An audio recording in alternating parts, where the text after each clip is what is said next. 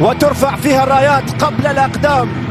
يقف نادي حضرموت اليمني على موعد مع التاريخ حين يواجه نادي النهضة العماني في بطولة دوري أبطال الخليج الأندية. مباراة تكتب وتلعب بإصرار رجال حملوا ألوانهم كرسالة وطن وأمانة مدينة وحلم أمة تعشق المستديرة. حضرموت اسم إذا ذكر حضر الشغف وتقدم العطاء، فريق يعرف كيف يحول الصبر إلى قوة والتحدي إلى عزيمة. بسم الله الرحمن الرحيم، سلام من القلب ومرحبا بكم مشاهدينا الكرام في كل مكان. أهلا بكم يا عشاق الرياضة وعالم كرة القدم الجميل. صيف بياوي اللي يبدأ في حراسة المرمى. فايز الرشيدي هو قائد نادي النهضة العماني اللي حاضر هنا. فرصة ومحاولة تسديدة لكن إلى خارج ملعب ركلة مرمى. المحطات مساعد مدرب في الفاتح في موسم 20 او 2014 و2016. المدرب اللي حاضر هنا. فرصة ومحاولة ما زالت خطيرة يحاول فيها التضامن اول في هذه اللحظات وفي هذه الدقيقة رقم 14 من الشوط الأول. عرضية تأتي والتغطية أيضا كانت موجودة في الساعة الثامنة. هنا فرصة داخل المنطقة لكن أقرب إلى فايز مرة أخرى. هنا تمريرة قصيرة حاضرة من أجل الوصول والعبور من بين 4 لاعب. ما زالت النتيجة بالتعادل. هنا كرة ترسل داخل المنطقة مرت نادي تضامن حضرموت.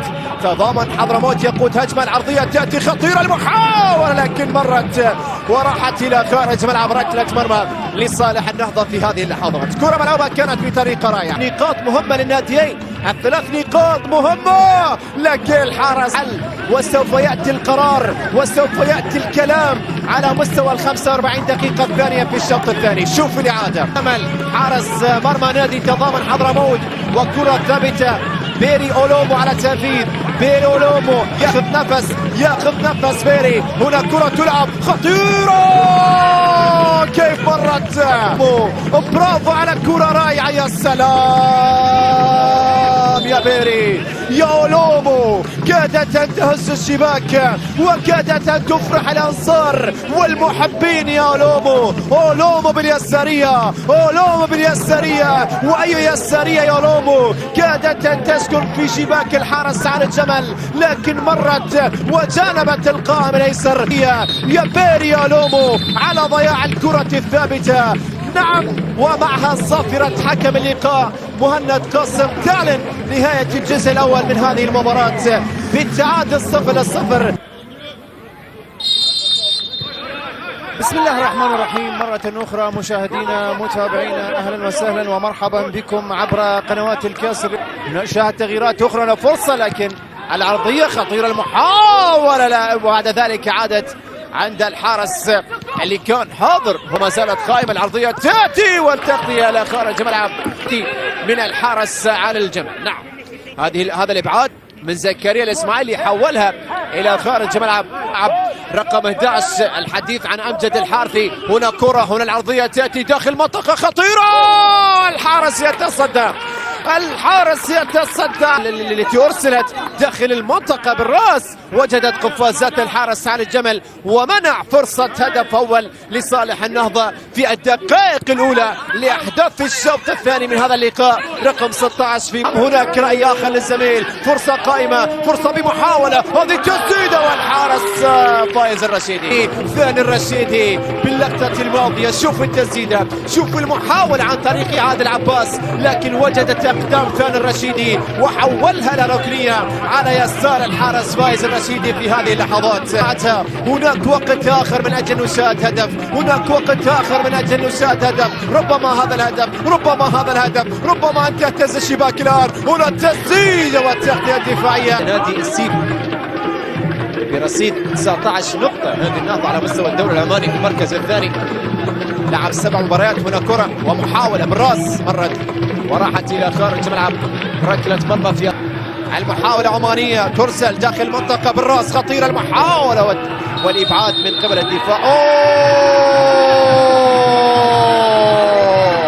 ركلة جزاء في هذه اللحظات.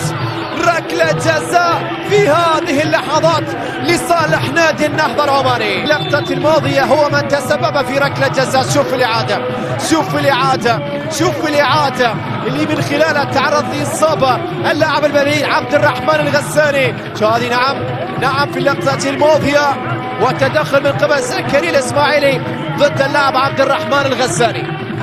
يتحصل نادي النهضة على ركلة جزاء في هذه اللحظات.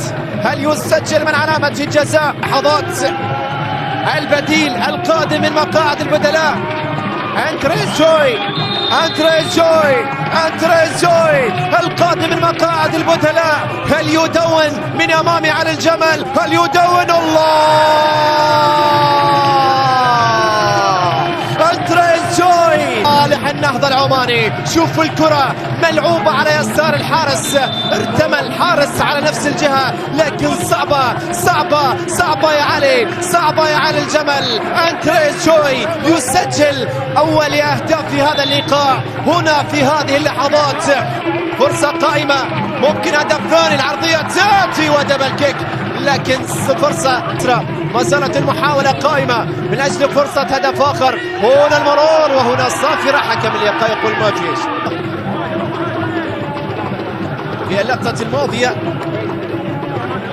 هذه الإعادة اللي من خلالها طالب اللاعب عادل عباس باحتساب ركلة جزاء وردة فعل خالد. هنا فرصة خطيرة، المحاولة والتغطية كانت موجودة.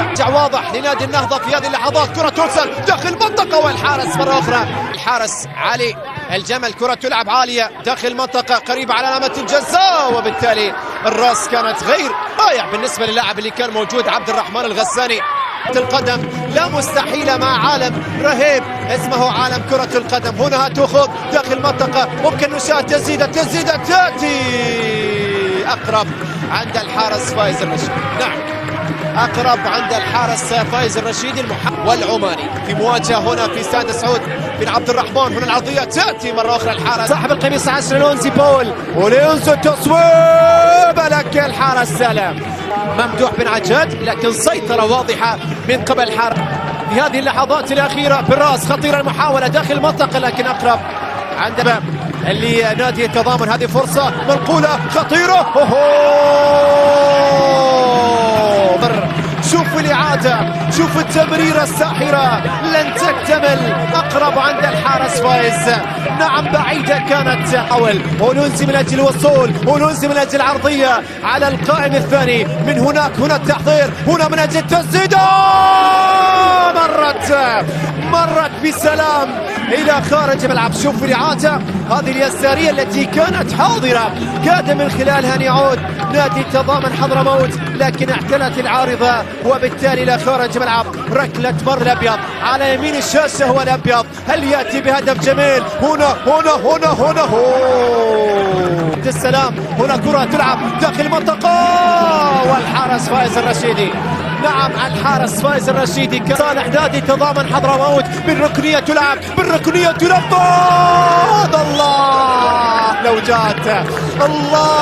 جات حتى على الجمل يشارك في الركلة الركنية الأخيرة. نعم شاهد الطموح من أجل المحافظة على النتيجة. كرة ترسل داخل المنطقة، لكن وين؟ بعيدة إلى خارج الملعب. ركلة مرمى النهضة البقاء. نعم حكم الإقامة مهند قاسم يطلب مهند قاسم ربما بعض الشيء. لا وجود للتوقف. ومهند قاسم وفرحة نصيف بياوي، سجدة الشكر هنا في استاد سعود بن عبد الرحمن، وانزعاج المدرب بندر خالد. فرحة هنا وانزعاج هناك، فرحة هنا وهناك انزعاج بالنسبة للمدرب بندر خالد. فرحة نصيف بياوي وسجدة الشكر هنا في استاد سعود بن عبد الرحمن بفرحة و3 نقاط من أجل تعزيز الرصيد ب6 نقاط على مستوى هذه المباراة رقم 16 في بطولة دوري أبطال الخليج للأندية موسم 2025.